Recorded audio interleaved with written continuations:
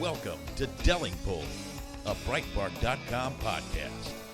Here is the podcast host, James Delingpole. Welcome to the Delingpole podcast, a Breitbart production, with me, James Delingpole, and my guest this week, my special guest this week. You've been clamouring for him for so long, and for various reasons he's delayed. That's a clue. He's a male, not a female. And I'm really glad finally to have pinned him down because he has many stories to tell.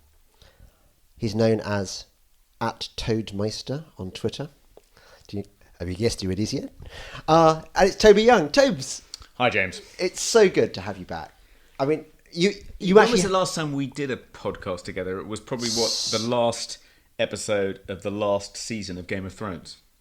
That might be it, which was a long time ago, wasn't it? A while ago, yeah. Yeah.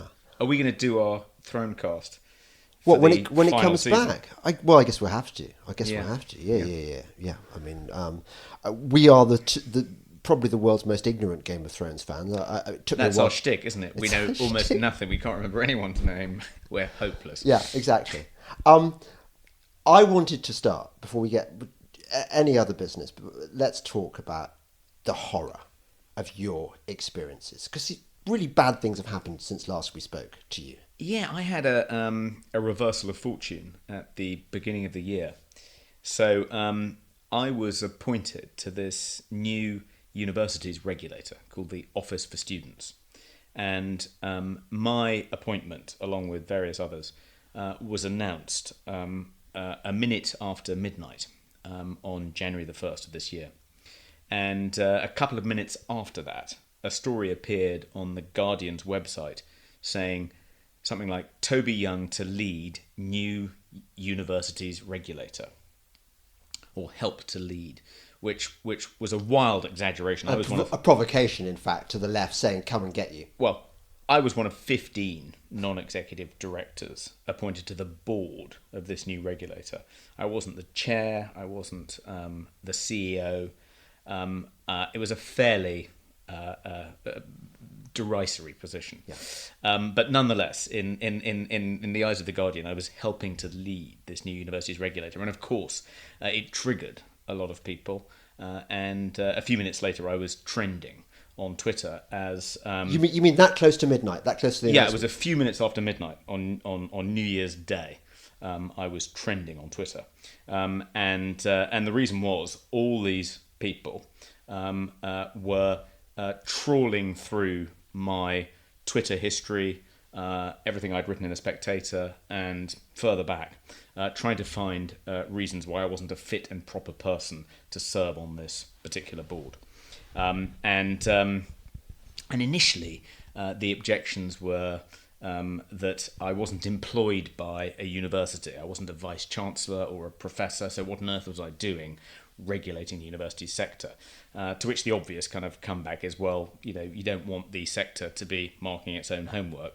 Of course, some people on the regulator should be employed by the sector, but others should be different from different walks of life. So that wasn't particularly serious, but and I thought it would kind of blow over within 24 hours, but actually it just began to escalate as people dug up more and more things I'd said, sometimes going back 30 years. So to give you an example, someone found an article I'd written on for The Spectator in 2001, in which I was defending the British Board of Film Classification for being more liberal in its attitude towards pornography. And I was sort of making an argument for a more liberal censorship regime with respect to pornography, and pointing out that in countries with a more liberal censorship regime, like Holland and the Nordic countries, there was generally less sexual violence than in countries like Saudi Arabia, where they had these sort of draconian anti-pornography laws. Anyway, in the course of writing this article, I wrote about an incident in which Philip Larkin was loitering outside a Soho sex shop. Soho being London's red light district for your international listeners. But he was too shy to go into the shop and ask for what it was he wanted. So the owner came out and said, "Was it bondage, sir?" And as a matter of fact, it was. So he duly went in and so forth. And he wrote about this in a letter to Kingsley Amis. And in the course of telling this anecdote, I described Larkin as a fellow porn addict. So a mischievous sub-editor at The Spectator had headlined this piece, Confessions of a Porn Addict. So some offence archaeologist, not my phrase, but a great phrase nonetheless. Great phrase. An offence archaeologist, someone who was digging through everything I'd written in order to find things to be offended by, which in itself is a kind of absurd activity, because if they really are offended by these things and they find them upsetting and triggering, then why would you bother to kind of trawl through everything someone's produced in order to find things that will upset you? And if you think they're upsetting and triggering, then why broadcast them far and wide if they're then going to upset other people? Of course, it's just a pretense. They don't really find these things offensive. They're just pretending to anyway. So someone dug up this piece I'd written for The Spectator, complete with the headline, copied it, sort of screen grab, and put it on Twitter. And then literally a few minutes later, a headline appeared in the Evening Standard saying, "Pressure mounts on Theresa May as new university czar confesses to being porn addict." And then that was followed up in the Times the following day, as though I'd confessed, under duress the previous day. It was just completely absurd. But something I'd written in this collection of essays called The Oxford Myth. I remember that. You came out just after we'd left Oxford, was So it? it was published in 1988, so 30 years ago. And I'd made some faintly disparaging remarks about sort of socially awkward boys at my college at Oxford. And the piece was actually a piece about how the English class system sort of reproduces itself like a kind of organism within Oxford University. And Paul Mason dredged this up. Paul Mason, the well-known hard-left Corbynista, formerly a BBC and Channel 4 news journalist, now a kind of freelance journalist activist. Yes. So he dug this piece up and cited this as evidence that I was vehemently opposed to working class boys making good by going to university, and said that that's why the Tories had appointed me to this board, to prevent working class children getting a university education. I mean, it was sort of bizarre, kind of potty, crazy, loony left stuff. But and it's hard to know whether he actually believes that, or whether he's just pretending to believe it because he thinks it's good ammo. But anyway, so I was deluged with kind of one kind of thing like this after another, and I thought it would all begin to fade. But it was a slow news week. It was the beginning of the year. Parliament wasn't sitting initially anyway, and so it just sort of gathered steam. And then these various asinine things I'd said sort of late at night after a few glasses of wine on Twitter were dug up, and some of which were sort of pretty embarrassing. Everything's embarrassing when taken out of its context. Everything is always taken out of context, Yeah. and cast in the worst possible light.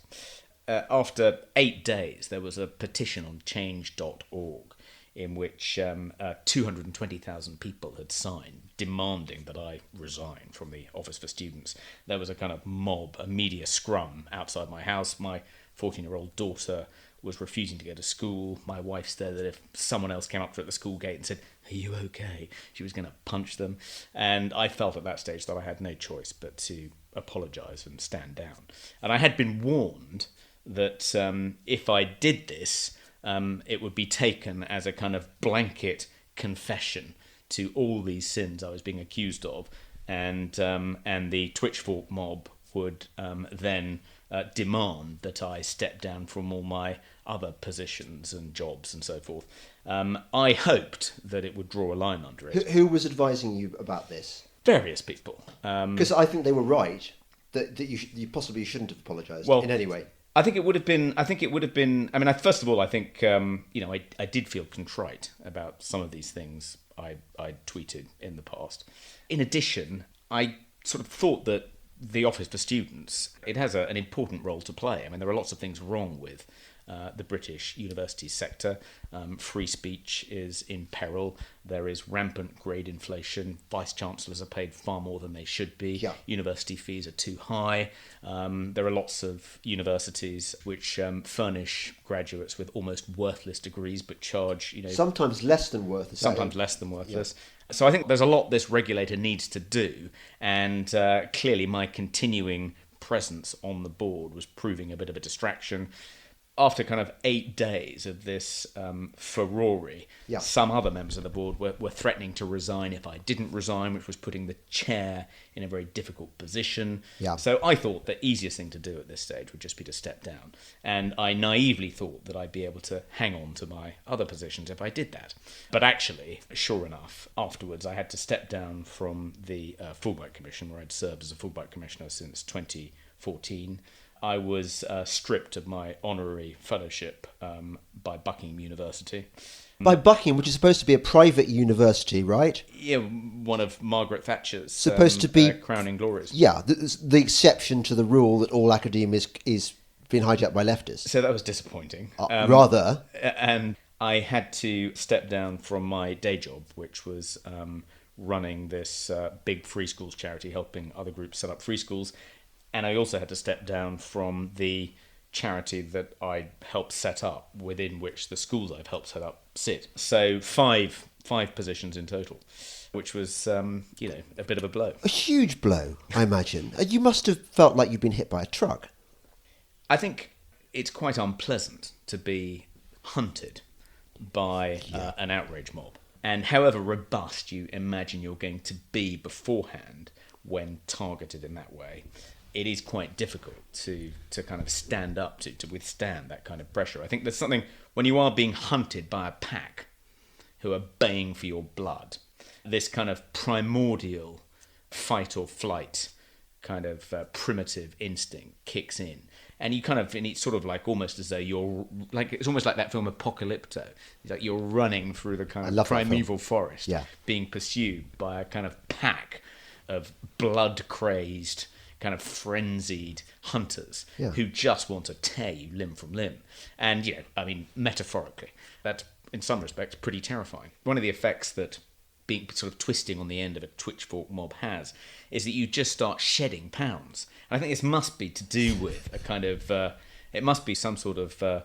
primitive response to being pursued by a mob. You shed pounds so you can run faster, and you're more likely to survive by getting away. Anyway, so I lost about half a stone during this kind of 8-day period.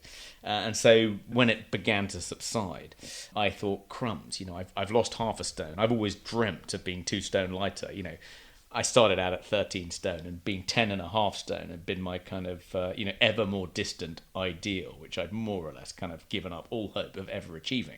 But when I suddenly lost half a stone in sort of almost a week, I thought, crumbs, well, maybe it's possible.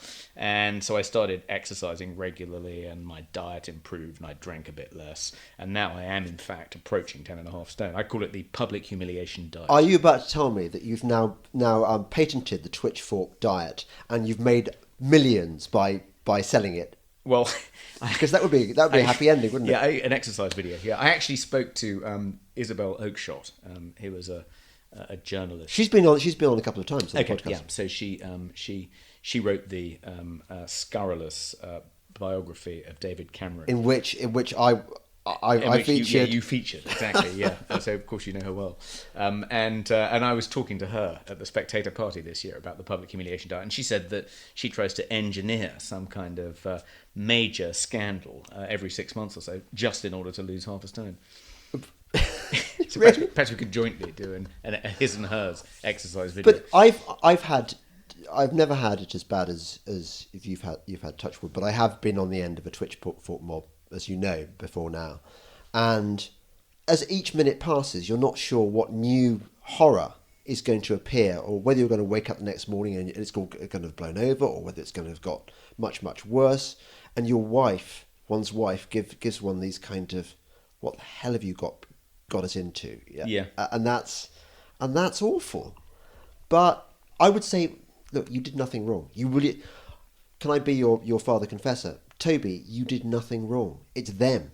It's how they operate. Look at the fact that they were there to get you within minutes of the appointment being announced. The fact that there were 200,000 ready-made people, and these are the same people who sign every left-wing petition going. And they give the illusion that they are representative, and they're not representative. This is a hardcore of social justice warriors who want to destroy anything which is even slightly to the right of them. Yeah, I think it's, I'm certainly not the only person who's been targeted in this way, and I'm sure I won't be the last. I mean, scarcely a day now passes without someone finding themselves at the mercy of an outrage mob. I mean, what's interesting about it is that, and what makes it quite scary, is that they aren't state actors for the most part. I mean, I like to think of it as a sort of crowdsourced Big Brother. It's a kind of surveillance enterprise which isn't being financed by the state and isn't systematic or organised. It's not like the kind of surveillance machine in the kind of Batman reboots or in the Marvel films. It's a kind of spontaneous, crowdsourced Big Brother. And interestingly, lots of the people engaged in this kind of intensive, frenzied surveillance of your kind of history, in which they try and delve into your thoughts and think of them as sort of windows into your soul, in which they want to kind of extract your darkest secrets and reveal you as the kind of person you are by kind of this really intensive kind of forensic scrutiny of everything you've ever said, which is discoverable via the internet. But they're not state actors. They don't act with the imprimatur, the authority of the state. And you initially can kind of take some small crumbs of comfort from that. They're just kind of an angry group of your political opponents. But the reason it's quite scary nonetheless is because state agencies, your employers, bureaucracies, they do their bidding. They don't think this is just kind of a group of angry, politically motivated hashtag activists. They think, ooh, this is somehow representative of the general will, and so I have to do its bidding. That's exactly the problem. That these people could have their evil powers removed from them in an instant if they were not taken seriously by the institutions. And I think that the University of Buckingham is particularly culpable. I would have expected the usual politically correct organisations to sever their ties with you just because that's how they've all been converged by the left. But for when the University of Buckingham does it, a private university, which kind of stands up for classical liberal principles, I think. Then and there was one of the most disappointing moments was there was an emergency question about my appointment to the Office for Students granted by John Bercow to the Labour Party. So there was a House of Commons debate, and Dawn Butler led for the Labour Party, and it was produced a string of stories about me, nearly all of which, if not all, were wrong. Yeah. So what she got a researcher to kind of trawl through my confessional memoir, How to Lose Friends and Alienate People, in which I tell all these kind of embarrassing, self-deprecating stories against myself, and had dug up various stories, but got them all wrong in various respects. So, for instance, I tell a story in that book about, this is something that happened in 1995. I tell a story about during my first week at Vanity Fair in New York, when I was employed as a contributing editor, I was given an induction of the Condé Nast building on Madison Avenue, which Condé Nast, a publishing company that publishes Vogue and GQ and Brides and House and Garden and Architectural Digest. So very high-end, glossy magazine temple. And the woman giving us the induction of the building said, if you ever get lost, you can always consult the model in the lobby, meaning the model of the building. And I said, oh, really? Which one? Ha ha. Because, the lobby was usually full of models. Yeah. And a friend of mine, a male friend of mine who was on this induction with me, dug up a sexual harassment guidance note, stuck it on my desk and underlined a bit saying, a joke considered amusing by some may be offensive to others, and had kind of underlined it in red pen as a sort of bit of male banter. Yes, indeed. You can't get away with saying things like that, mate. But it was 95, and it wasn't intended as a kind of serious reprimand of my kind of unacceptably sexist behaviour. let alone actual sexual harassment. So Dawn Butler, or her research, she presented this in this article. She said, he is such a misogynist that a work colleague only 12 months ago at this organisation he runs, funded by taxpayers' money, had to leave a memo. A poor woman who he'd sexually harassed had to leave a memo on his desk pointing out how unacceptable his behaviour. That's who we're talking about, honourable members. And it was like, no, you've got that completely wrong. And she presented it as having happened, 12 months earlier. And it was just, listening to that was terrible. But the worst part was when 2 or 3 Conservative MPs got up on their hind legs in the course of that debate and condemned me as well, who taking this sort of stuff at face value. Can you remember their names? Sarah Wollaston was one of them. Yeah, you see, they were all Remainers. Sarah Wollaston is one of those MPs, those Conservative MPs, who no way belongs in the Conservative Party. She's basically a Liberal Democrat who... She only got voted in, didn't she, with one of those things where people from all parties can... What are they called? Anyway, it was disappointing. The blue on blue attack. Absolutely ghastly. We're going to continue this in a moment. You're listening to the Delingpole podcast with me, James Delingpole, and my very special and long-awaited guest, I might say, Toby Young at Toadmeister. More in a moment. Breitbart News Daily with Alex Marlowe. Jeannie in Pennsylvania. I think he's gotten away from what we really hired him to do, which is draining the swamp. If you look at the real picture of draining a swamp, you go in and you take all the water out of it. What does it leave? It leaves the gunk. He cannot get rid of the gunk. We have to get rid of the gunk. Everything he's doing, he's lowering the water so we can see who needs to go. The only way they can go is if we vote them out. Breitbart News Daily, weekdays at 6 a.m. Eastern on Sirius XM Patriot 125. This is Delingpole, a Breitbart.com podcast. Here once again is James Delingpole.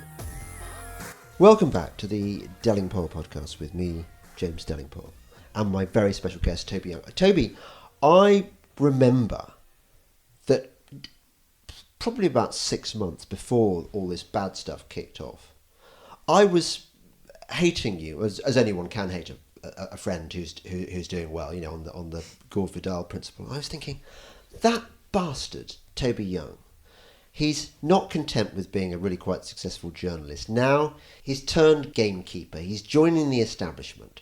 And any minute now, he's going to be elevated to the House of Lords. I really thought you'd done your brown-nosing. And to be fair, I mean, what I characterise as brown-nosing, you've done some... I don't want to, blow smoke up your ass or anything, but you have done really good things in the field of education. Despite being a kind of frivolous, irresponsible, mischievous bastard, etc., you've also done some very grown-up good things, haven't you?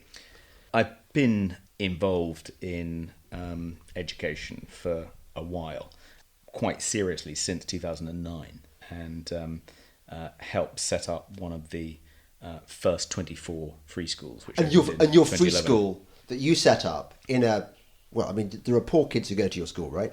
Well, that was one of the frustrating things about being attacked by people like Paul Mason and others who were questioning my bona fides as someone who actually cared about helping disadvantaged children get a good education, is that I kind of kept thinking, well, what have you actually done to help disadvantaged children get the kind of opportunities that they need and that generally in our society are confined to middle-class children? And, I set up this secondary school, helped set up the secondary school in 2011. I helped set up 3 primary schools subsequently, run this organisation which helps other groups set up free schools. 40% of the children at the West London Free School are from disadvantaged backgrounds. We had our first group of A-level students this year. Something like 83% got offers from universities, something like 65% from Russell Group universities. Our GCSE results this year put us in the top 10% of comprehensives in the country. Going back 30 years, when I was at Oxford, when I was supposedly this horrific snob trying to prevent working class children from getting a university education, I was actually engaged in this broadening, widening participation program, which involved going to 6 forms in disadvantaged parts of the country to try and persuade children to apply to Oxford. Yeah. One of the frustrating things about all this is that it was as if being virtuous is less important when judging someone's character than being an effective virtue signaller. And virtue signalling now trumps being virtuous. Well, It doesn't matter whether you've actually done anything to actually help disadvantaged kids. If you've breached some identitarian speech code, some rule about what you can and can't say about disadvantaged children, then that casts you beyond the pale, regardless of how much work you've actually done to help disadvantaged children. I've seen the left manoeuvring itself into this position over the last 10, 15 years, where they've almost decided as though thought crime and speech crime are not merely as bad as actions, but actually somehow worse than actions. That all the stuff you've done at schools, all the deprived kids that you've undoubtedly enabled to have a better education than they would have done if you had not existed and if you hadn't set up this school, this counts for naught. What matters is that you are not part of the correct thinking liberal elite, whatever you want to call them, and therefore you are anathema. Mm-hmm. That's frightening. And another dimension, I think, of all this is that whilst the outrage is presented as moral outrage, they're just appalled that someone who has said the things you've said, who has breached these various politically correct speech codes, could be appointed to a public position. There's also an element of kind of barely suppressed snobbery about it too. One of the reasons, I think, that various members of elite groups and institutions are so quick to adopt the lingua franca of left-wing identity politics is because that is now the lingua franca of the ruling class. If you are going to be a member of the New York Times editorial board or a director of the BBC or a senior executive at one of the tech giants, you need to talk in this particular way. You need to observe these various speech codes. You need to acknowledge this identitarian agenda. Yep. And not doing so sort of means that you don't really belong amongst the kind of Brahmin class. Yep. And one of the reasons I'm sure that people are so quick to mimic this language, pick it up, is because it's a way not just of signalling their virtue, but a way of advertising their membership of the Brahmin class, because now this is the official religion almost of the ruling class. I think I want to develop that in a moment, but just wanted to backtrack to something you said about the Dawn Butler speech. I've never heard Dawn Butler speak. I've read transcripts of what she says, and I'm sure she's a ghastly woman. She's the same one who professed outrage, isn't she, over Jamie Oliver's jerk chicken recipe. His inexcusable cultural appropriation of she's a race baiter, basically. She plays the same game that David Lammy does. She generates these outrage storms based on nothing. It's designed to marginalise you and make you an object of ridicule and hatred. And I don't think this is something that we on the conservative side of the argument do nearly as much as the left does. You look at Owen Jones, for example, who's probably about the most vocal leftist. Would you call him a journalist even? He's more of an activist who happens to write for The Guardian and appears on the BBC a lot. And if you look about how he talks about things, how he talks about his opponents, it's almost like reading a kind of Die Stürmer article on Jews. It's look at this person. This person is so disgusting, so revolting that actually, really, in a way, they're lower than vermin and really I'm not sure they belong on this planet. There's the implication that you're not really fit to be part of the human race and therefore you cannot be debated with. You should not be given any position of authority or you shouldn't be there, basically. And they do this all the time. Yeah. It's. I think when trying to get to the bottom of what it is that animates an outrage mob, how is it that they do get whipped up into this kind of bloodlust frenzy so quickly? And what is it? What kind of human instinct is at work there? And I think it is to do with the disgust instinct. we come pre-programmed with a disgust instinct in order to protect us from eating things that are going to poison us, and I think it's also the same instinct. I think the same impulse is at the root of racism.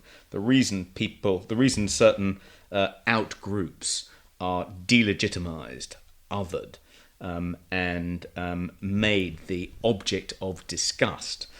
It's kind of appealing to the in-group's sense of solidarity. In order to kind of buttress that sense of solidarity and a sense of community within the in-group, certain people have to be kind of identified and isolated as a threat, as other, as members of an out-group. And they're delegitimized, and we see this in plays like The Crucible, and it's kind of, it's what goes on in witch hunts down through the ages. I think what's at the root of it is this kind of human disgust instinct, and I think that's partly why when you have been targeted in this way and isolated in this way, people are very reluctant to come to your defence.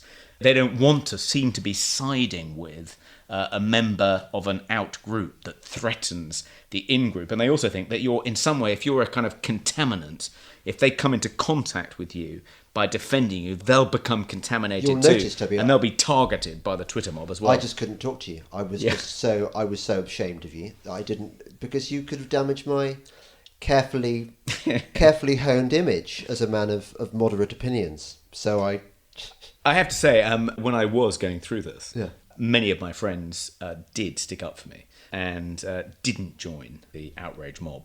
And I had it better than many people who found themselves in similar positions, who don't get many people but come tell to me, their actually, defense. more interestingly, did some of them not come to your help? Did you? Yes. And that must have been an interesting experience. There were some journalists who I've known for 30 years, and who I've always been on quite friendly terms with. No one I'd say was a kind of real mate.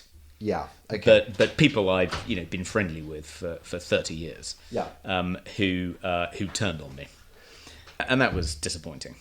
Well, yeah. I should Coco. I mean, that it's in situations like this that you really know you discover who your friends are. I was going to point out that these hate mobs, this othering, which is a classic lefty term, really, but I suppose we may as well borrow their terminology occasionally.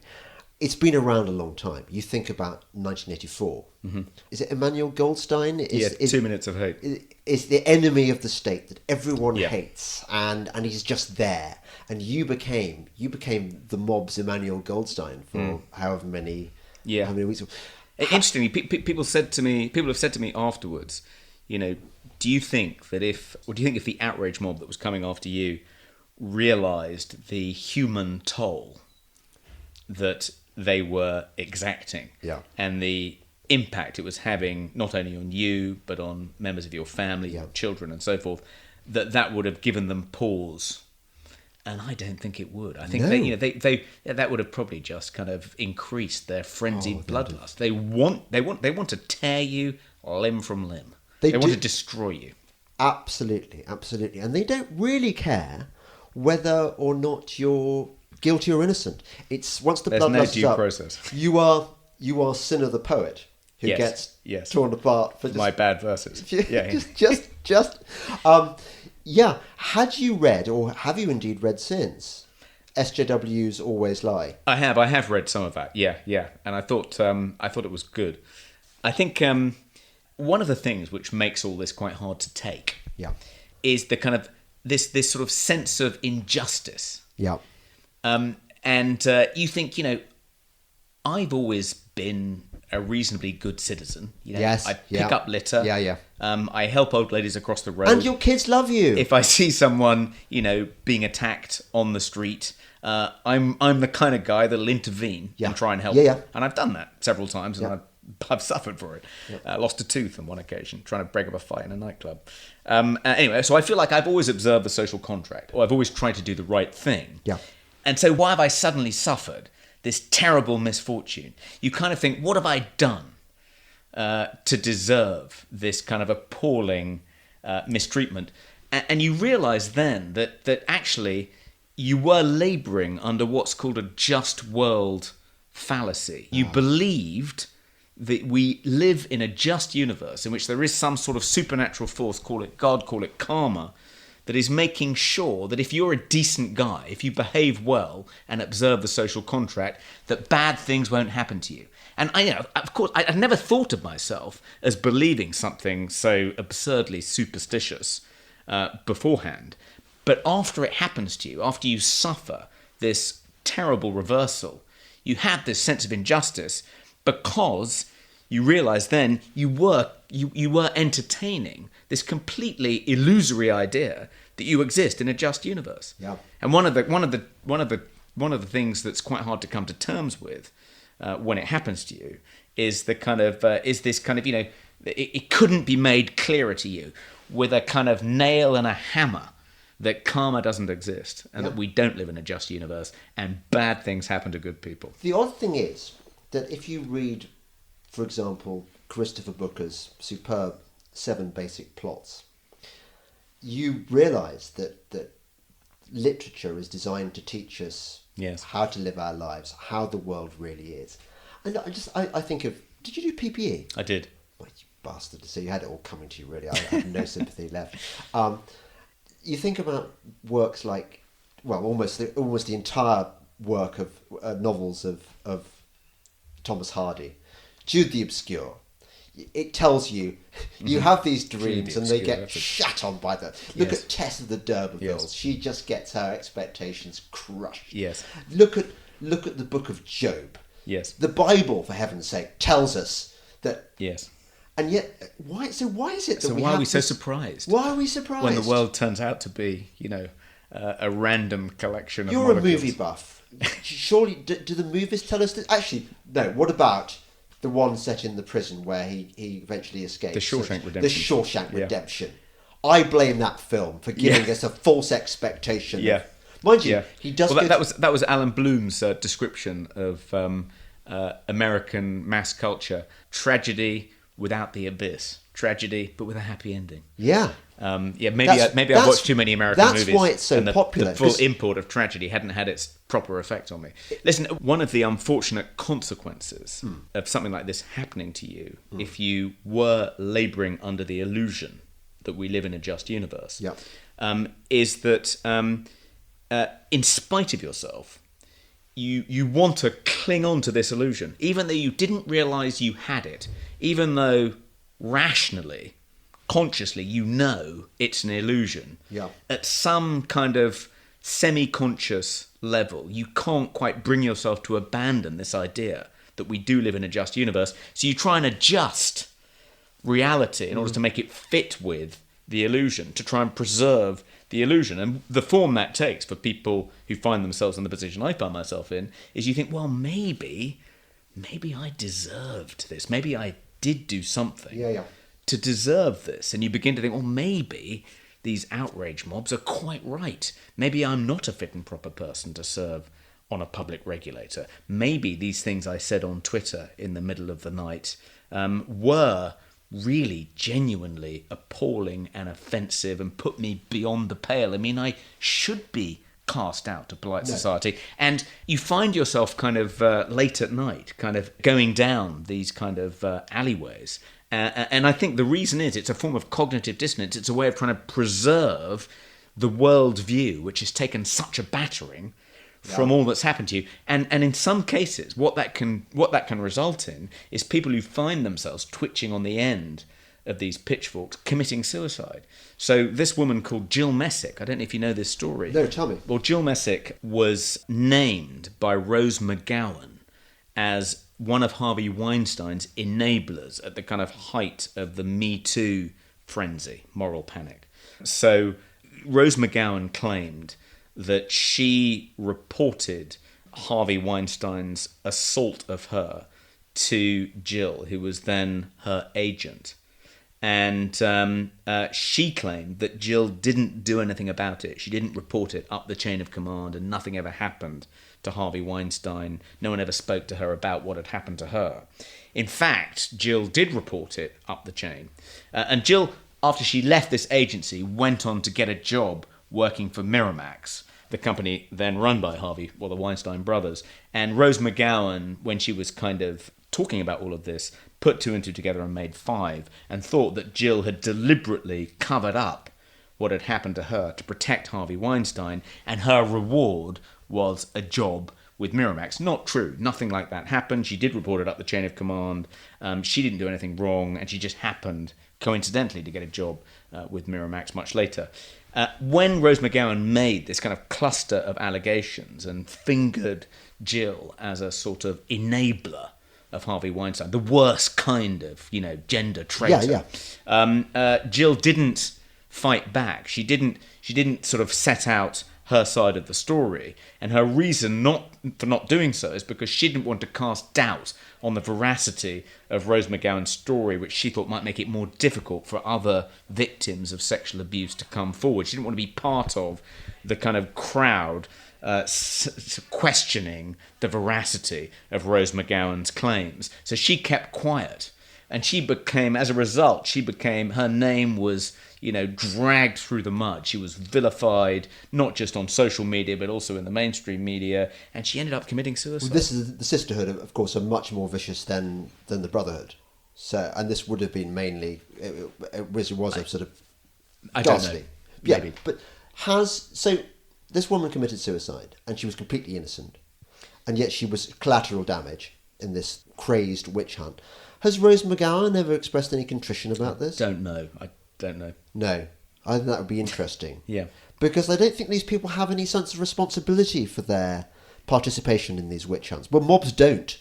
Mobs become... They get a sort of mob mentality, which... that no one feels... When bad things happen, when really bad things happen like that to the people targeted by outrage mobs, I don't think any members of the outrage mob feel any responsibility, because they're just one participant in one of tens of thousands, hundreds of thousands in some cases. And in that way, they don't feel in any way responsible. The madness of crowds. Yeah. One interesting question, James, is because for the most part, outrage mobs are left wing, and the people targeted are people like us who are right of centre. But there are some people on the left who are targeted. For the most part, people on the left are targeted by left-wing outrage mobs. So we've seen that happen to numerous people on the left. We've seen that happen to Germaine Greer, Peter Tatchell, Julie Bindel. We saw it happen to Mary Beard during the Oxfam scandal. The left turning on its own. Stephen Fry, I think it happened to once. It happened to Stephen Fry. Yeah. But sometimes there are right-wing outrage mobs that go after people on the left. So a good example is James Gunn. James Gunn, the director of Guardians of the Galaxy Volumes 1 and 2, was fired by Disney earlier this year when a right-wing outrage mob trawled through his Twitter feed and found some tasteless jokes he'd made 10 years ago, sometimes longer ago than that. Photographs of him at a pedo party. I mean, I don't think that. Yeah, I think some compromising photos. I'm not sure how. I don't think any compromising photos were. Well, anyway. Yeah. So, and I know there are some people on our side of the political divide who think that actually, if the left are going to use these tactics against us, then it's fair game for us to use these tactics against the left. And they also think that one rationale is that if we do that, then they're going to be less likely to do it to us in future. They'll realise that this is a mug's game and they have more to lose than gain, and they'll stop doing that to us. But I feel quite strongly, having been through this, that it isn't something that people on our side should try and do to people on the left. We shouldn't impersonate those tactics, not just because there's something kind of horribly unjust about the lack of due process, about kind of just focusing on people's worst moments and judging them on the basis of those and forgetting about everything else they might have done in their lives, but also because it creates a kind of climate of suspicion and fear and paranoia, and isn't conducive to freedom of thought and expression. And if we actually believe in free speech and don't think people should be persecuted, should lose their livelihoods because they may have said something tasteless or offensive on social media 10 years ago, then we shouldn't be calling out people on the left and demanding that they be denuded of their livelihoods just because they do that to us. I really want to continue this, but I'm sensing that I need a gin, but I think the other people are sort of requiring our presence, and we're being kind of antisocial, and I feel responsible for this. I feel that the mob might soon tear me apart for this social outrage. So we'll continue this podcast. Sure. Okay. Good You listen to to the Delingpole podcast with me, James Delingpole, and how wonderful to have him on the podcast, Toadmeister, Toby Young. More in a moment. Breitbart News Tonight with Joel Pollack and Rebecca Mansour. A lot of people not knowing what action they could or should take to make the difference. What I do is try to turn people on to sites like Breitbart, people who are writing and publishing the truth so that people will get educated. But, you kind of can't blame productive members of society who are kind of confused, perplexed as to what do we do to take this government back. Sirius XM Patriot Channel 125. This is Delingpole, a Breitbart.com podcast. Here once again is James Delingpole. Welcome back to Delingpole, a Breitbart podcast, and my very special guest, Toby Young. And we've decided that in the last part of this podcast, there's so much to talk about. This is, Toby, it has been way too long since you've been on the show. It has been a while, yes. It has. And, so we've got probably several podcasts worth of conversation. But one thing I wanted to talk to you about was that at breakfast just now, because there's been a gap between the last two sections, so you imagine we had dinner and it was all lovely, and then Toby and I went for a run. And at breakfast I said something, and I got berated by my daughter for being politically incorrect. And you made a really good point, I think, which is a real problem with the young, not just my daughter's age, but a bit older. She's a late teenager, but people at university. Those generations seem largely to have real difficulty understanding irony, tone. You can say something flippantly and you don't necessarily mean it to be... I asked your daughter if she had registered the fact that you weren't being straightforwardly politically incorrect so much as quoting politically incorrect language for kind of semi-satirical reasons. And it wasn't clear from her answer what the answer was. But it seems to me there are kind of, and when we see this kind of thing happening a lot, so many of the things I said and was condemned for were said ironically, such as describing myself as a porn addict, for instance, in a piece I wrote for The Spectator almost 20 years ago. I didn't mean it in a straightforward, literal sense, but it was taken completely literally when people use that to bash me over the head with. And there are sort of three options, I think. The first is that amongst these hashtag activists, they simply don't hear that register. They're just not attuned to it. They don't know, to them, there is no difference. They don't hear any difference between an unironic, a semi-ironic, and an ironic use of a phrase like porn addict. Yeah. The second option is they hear that ironic register, but they don't think that excuses the unacceptable language or the behaviour being referred to. So they don't regard that as a legitimate excuse, but they do nonetheless hear it. Yeah.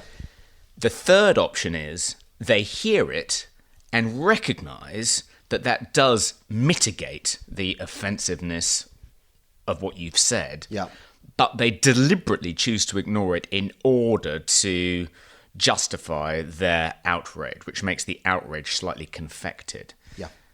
And I think it's usually number three, but I don't know for sure.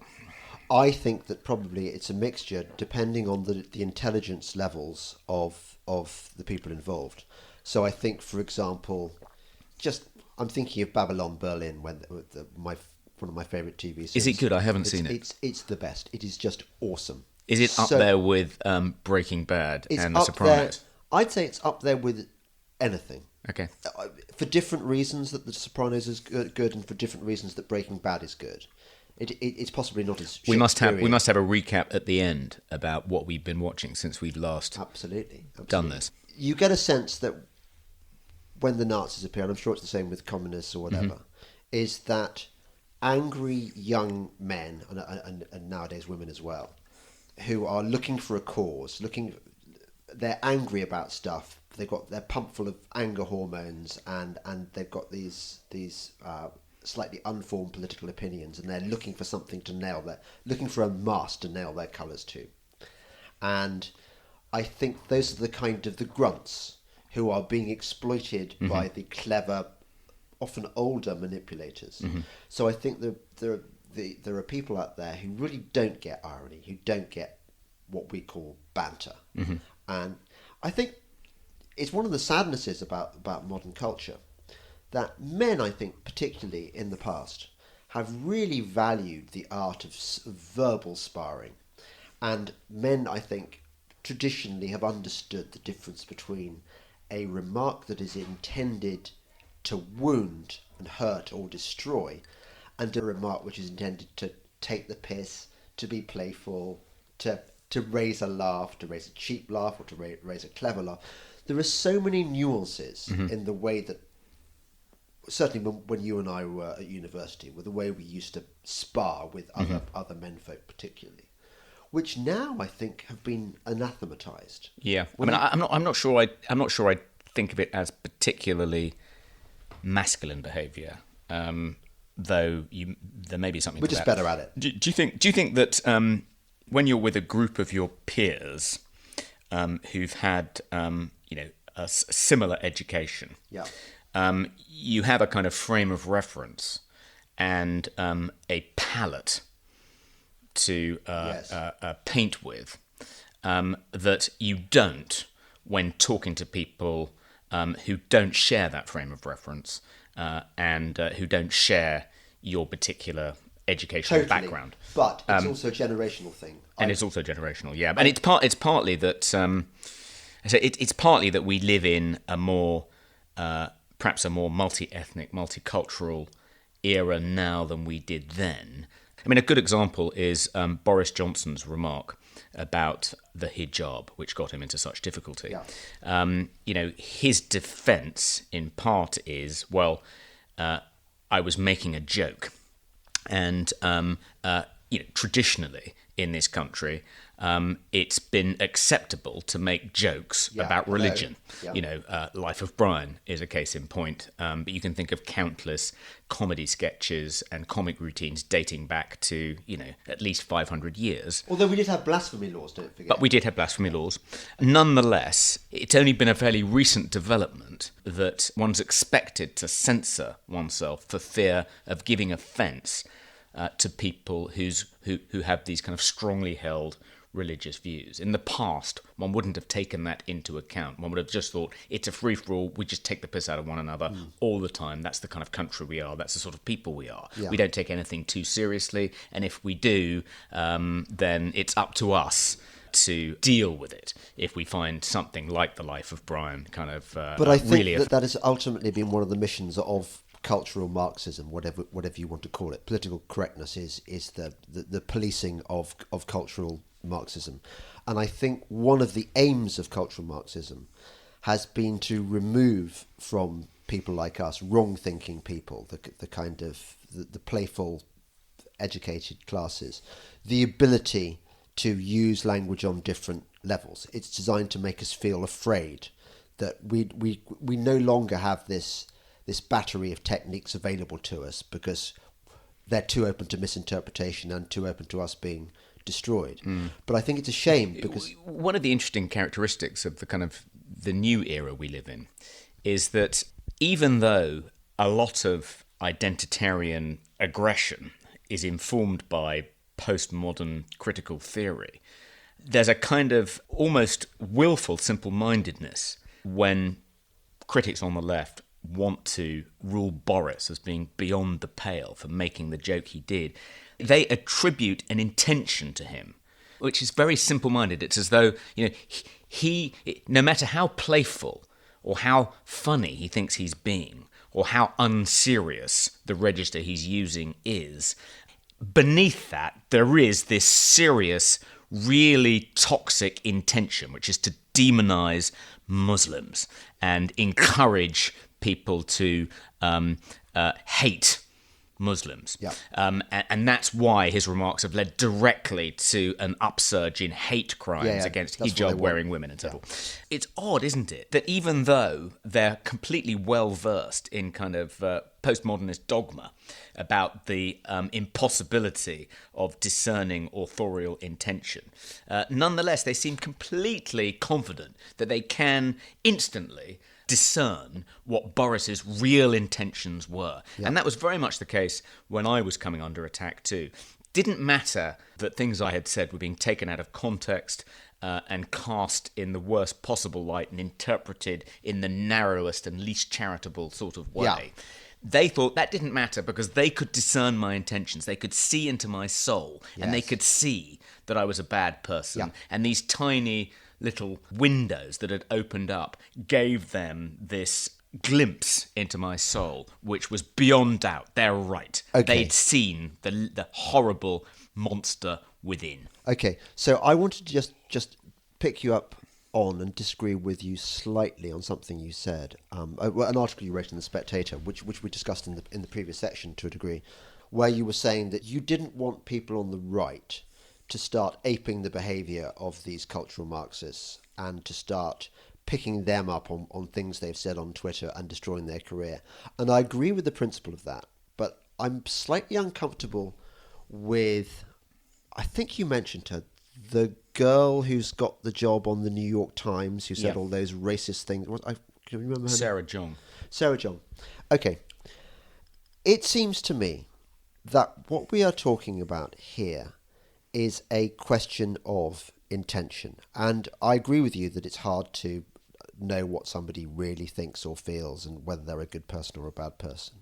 Nevertheless, I think if you went through the entirety of your Twitter feed, the entirety of your oeuvre, to give it a grand word, every article you've ever written, I don't think that you would find any example of genuine malice, racism, sort of vicious hatred of women or anything else. I think you're pretty okay, very okay.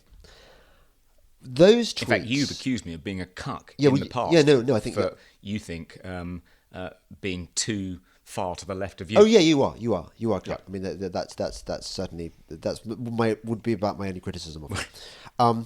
Whereas it's clear, and I don't think it's just because she's on the left. It's clear that Sarah Jong has consistently shown herself to have racist views about white people. She really doesn't like them. She really says horrible things that if you said them about, you, Toby Young, said them about any race, what you've experienced recently would be a picnic compared to what you'd put through. You would be absolutely condemned as the most horrible racist person in the world. And it seems to me that one of the problems with the left is that they strip everything of context and tone. And I think context and tone are really important.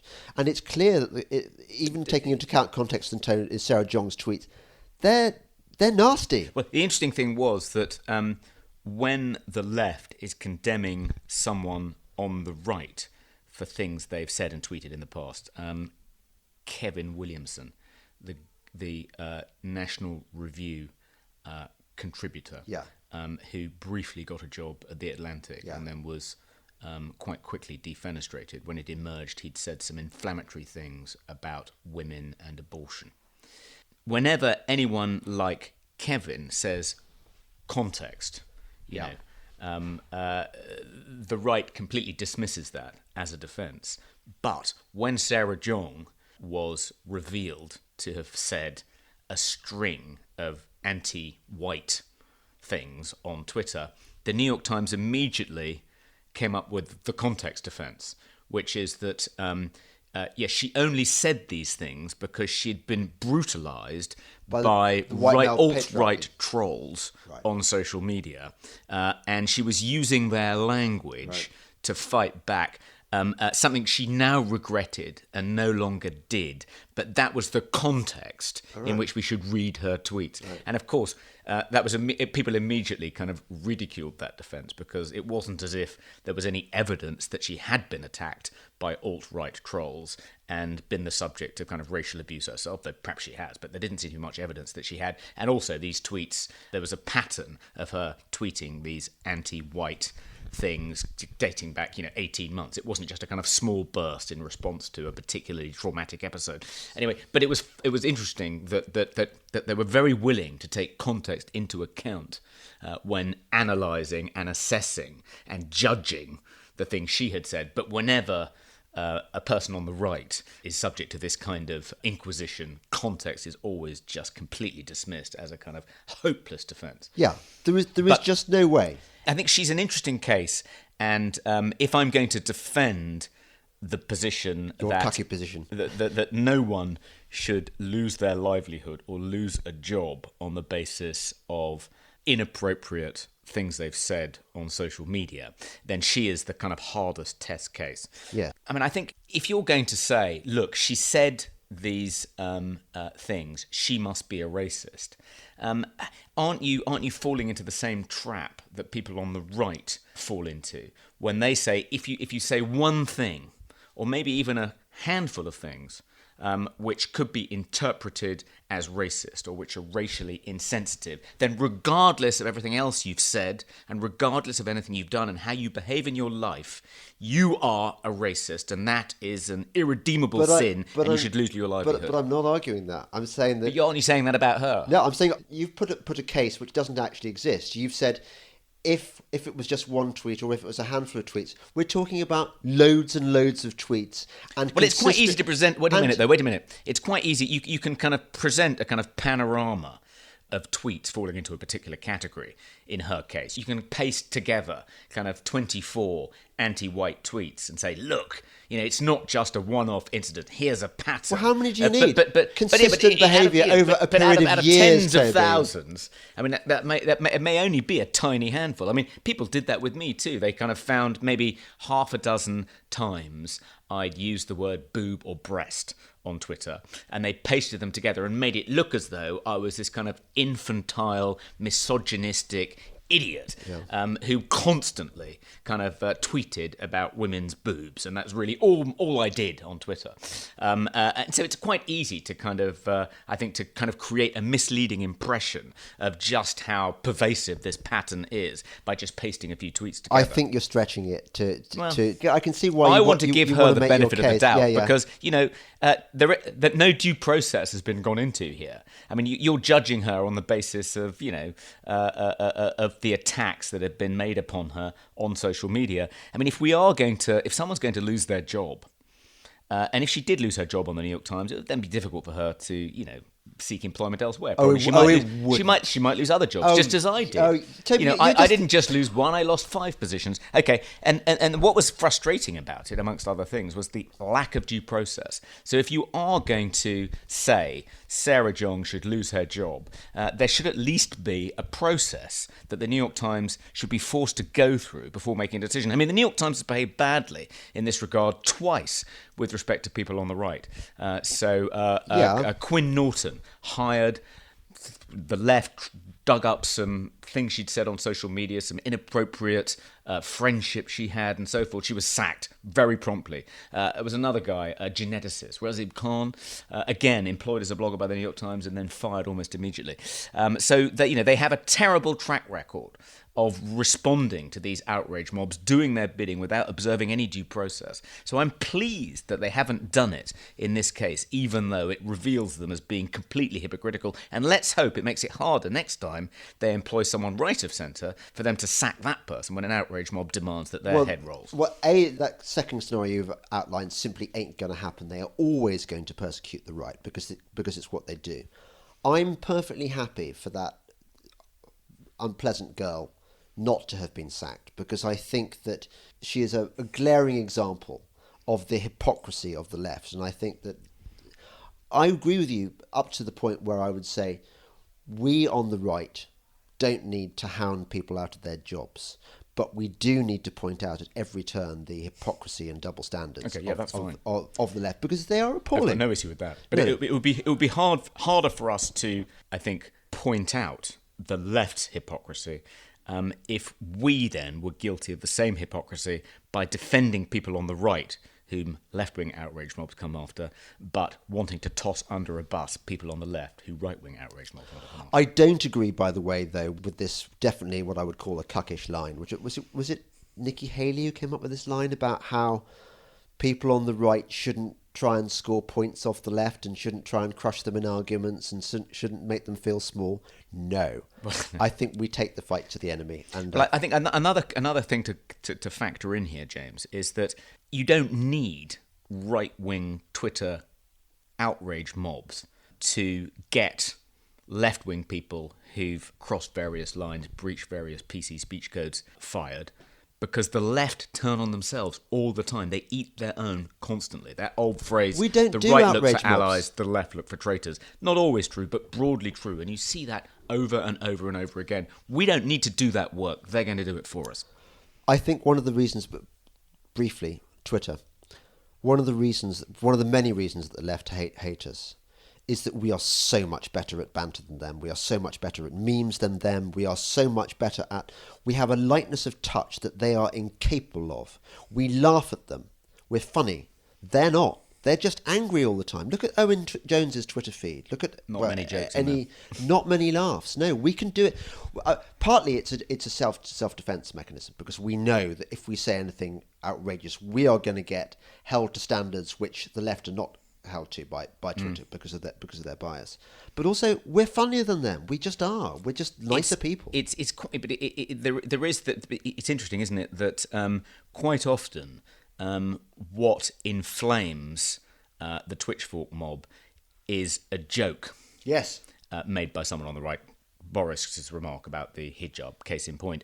And it reminds me, someone actually sent me at the height of the furore over my appointment to the Office for Students, someone sent me a copy of Milan Kundera's The Joke, and I'd forgotten, but then reread it. And it's about an intellectual in the Soviet-era Czechoslovakia, essentially being persecuted by the authorities for having made a politically unacceptable joke. And for Kundera, this was the kind of great illustration of the intolerance of communist totalitarian regimes, that you weren't even allowed to make jokes which were satirized the kind of the communist commissars. So, briefly, let us gaze into our crystal balls. Yeah. Because you have, obviously being a cuck, have a more squishy, nuanced view of what's going to happen in British politics than I do. Let me say, I'm appalled by the Chequers agreement. I just think Theresa May is about the worst Prime Minister ever. I think she's betraying Brexit. And hey, you campaigned for Brexit as fiercely, if not more so, than me. So you've got great honour in that particular field. So I respect what you say. Surely you were disgusted by the Chequers agreement. Yeah, I'm not a fan of the Chequers proposal, and I'm particularly disappointed that is our opening bid, and we'll probably have to resile from it, and that what Theresa May is likely to end up with it's even worse. Is what could be called Chequers minus. Oh, God. Like the worst deal ever, but wait, it's going to get worse. And if the choice is between Chequers minus or no deal and WTO, then I'd go for no deal and WTO. I think it's interesting to try and predict what's likely to happen in the next 6 months or so, which is going to be an incredibly tumultuous time in British politics. I mean, Theresa May is going to have to decide quite quickly whether she's going to try and get Chequers minus through the House of Commons, or whether she's going to think, no, that's just not possible because the Eurosceptics are never going to vote for it, not enough Labour MPs will vote for it to compensate for that, so I'd lose that and I'd then have to resign in ignominy. She might think, therefore, my safest course is to just bring a withdrawal agreement before the House of Commons. And if she's going to do that, she's going to have to make that decision fairly quickly, because she's going to have to square that with Barnier and the rest. If she does that, I mean, I think one scenario in which she could resign with some sort of honour or reputation intact would be to just present the House of Commons with a withdrawal agreement and say, this withdrawal agreement has a transition agreement attached to it, but the permanent free trade deal has yet to be determined. And if you vote for this fairly modest withdrawal agreement and transition arrangement, I will then take us out of the EU on March 29th, and I will then step down, and you, the two different factions in the Conservative Party, can then fight it out between you as to who's going to succeed me, and then take the lead in negotiating the permanent free trade agreement. And it might be that in those circumstances, the Eurosceptics would vote for her, would vote for the agreement she brought before the House of Commons, and she could then resign in April and retire from the field of battle, having achieved something. There's a flaw in that, though. That presupposes that Theresa May is intelligent, decent, honourable. I think she is intelligent, decent and honourable. But nonetheless, I think that's a less likely scenario, even though that is the scenario I would like her to embrace. Happen, I think it's less likely than her going all in on checkers minus and trying to get that through the Commons. But I think she realises that it would be very difficult to get that through the present House of Commons. And therefore, her best hope of getting checkers minus through the Commons is to first secure the deal and then call a general election and say, this is the deal. This is the best deal we're going to get. There isn't a better deal than this available, because if there was, I would have negotiated it. This is all the EU are prepared to offer us. It's better than no deal. Re-elect my government and my party and give us the majority we need to get this through the House of Commons, or reject me and embrace uncertainty. And it would be, I think, quite difficult in those circumstances for... it might be that Labour might then strategically decide to abandon its own Brexit position and say, what we want is a second referendum. So vote for us, and you'll be voting for a second referendum about whether to embrace this deal or not. I think it's unlikely. I don't know if it's probable, but I think it's certainly possible that Theresa May, having secured checkers minus, could then call a general election in the hope of securing a large enough majority, a mandate, to take that through the House of Commons and then take us out of the European Union on March 29th on that basis. And I don't think it's a foregone conclusion that she would lose that general election or end up with an even lower number of seats than she has at present. That's just awful. That would be just continuation Cameron, which was continuation Blair, that kind of continuation of the very thing that we all voted against on June the 24th, whenever it was. Would you, in that scenario then, James, if she did call a general election and the issue, it was a one-issue election, a single-issue election, and the issue was, do you accept or reject checkers minus, would you vote for Corbyn? Or would you not vote? Well, would you vote for UKIP? That scenario has just made me hate Theresa May even more than I do already, which is impressive. I don't know what I'd do. It would drive me up the wall. It's so evil, that plan you outlined. It can only have been the work of a criminal genius. It's horrible. I mean, here I am in my fluffy, lovely world where basically there's a no confidence vote in Theresa, and there's an election, and the Tory party is led probably by Boris, and that we get a cabinet with Jacob in it, and Gove gets a position somewhere, even though he's sort of supported the Chequers Agreement for kind of reasons of realpolitik.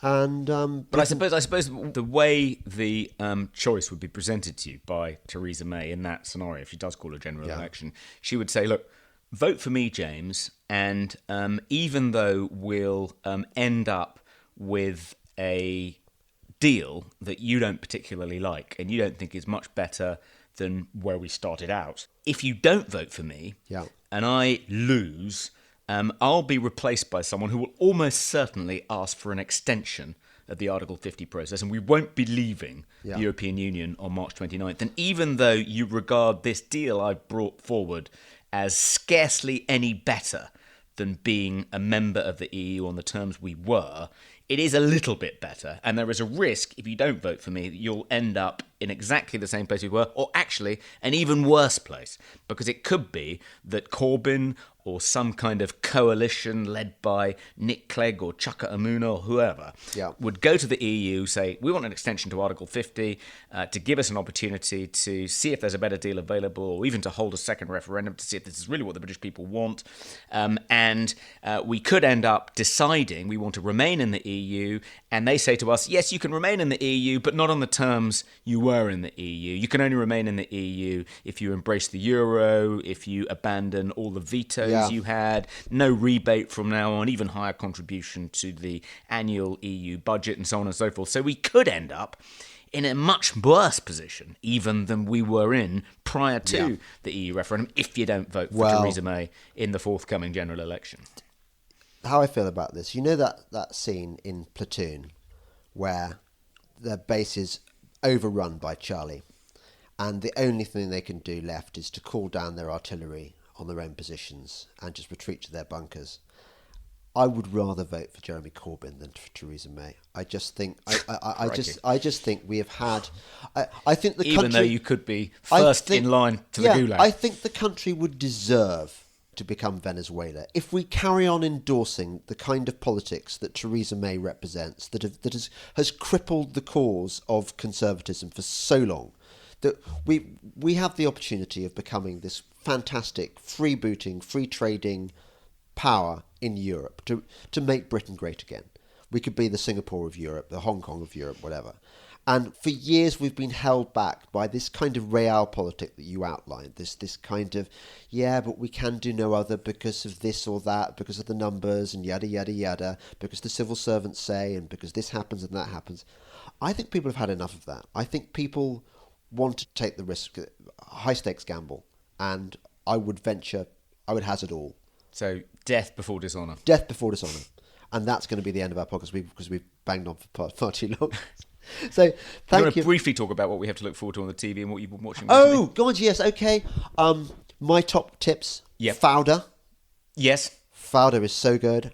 Babylon Berlin. My goodness, it is just awesome. That's about those. The Bureau. Have you watched The Bureau? No. Set in the French Secret Service. It's fairly contemporary. Okay. Quite good. There've been 3 seasons. Each one seems to be slightly better than the last, which is always a good sign. Good. Central character's quite compelling. It's quite realistic. And we like stuff in France. So I'd recommend that. Bureau. The Ozarks. I caught up with the Ozarks quite late. And Ozarks season 2 is about to land, and I'm really looking forward to that. Love the Ozarks. Okay. I came out against Ozarks. I watched the first episode. I thought, fantastic. I'm going to love this. It's got the guy from that comedy series. What's it called? The one that my son tells me is the greatest ever. Jason Bateman. Yeah. Anyway. The father's in prison and the... Okay, no, different one. Yeah. Okay. My son's going to... If he listens to this podcast, he's just going to go, Dad, you're so Alzheimer-y.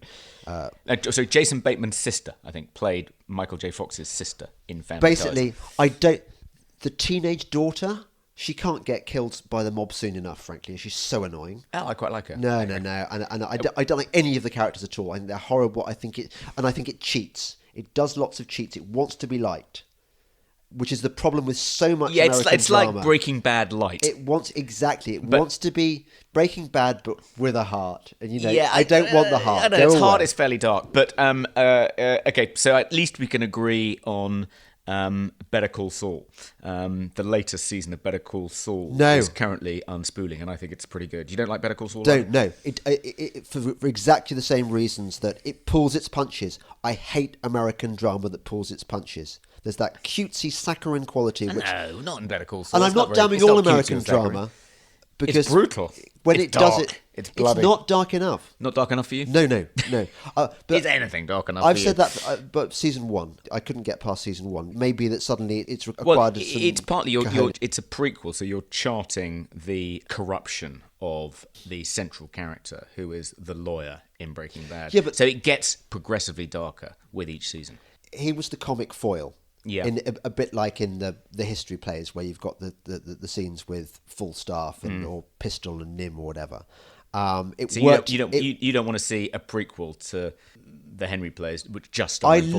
I loved. Well, he did that with Merry Wives of Windsor, didn't he? But I loved the Saul character in the context of Breaking Bad, but removed from that context, it all gets a bit... My benchmark for this is A-Team. I hated the bloody A-Team. Absolutely ghastly. I don't think that comedy and action mix, or it has to be very, very right.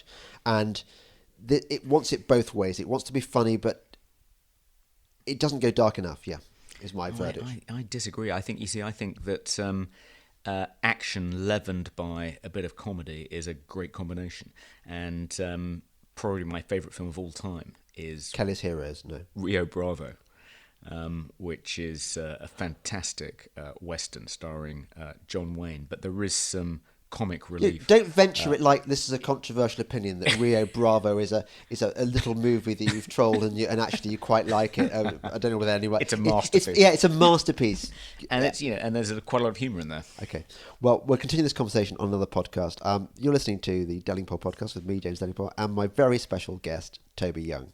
Thank you. Bye-bye. Sonny's Corner with Sonny Johnson.